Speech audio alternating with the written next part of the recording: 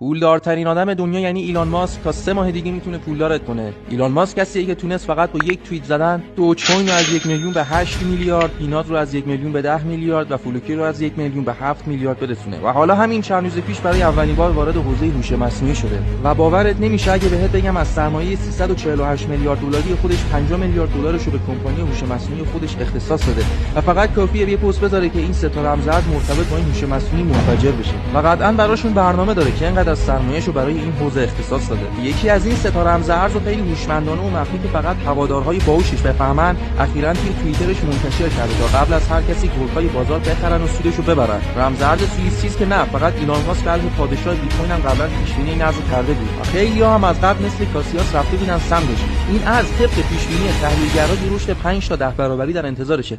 الان در کفترین قیمت خودش و مناسب‌ترین زمان سرمایه‌گذاریه. به نظرت این ارز تا سال بعد قراره به چند برسه؟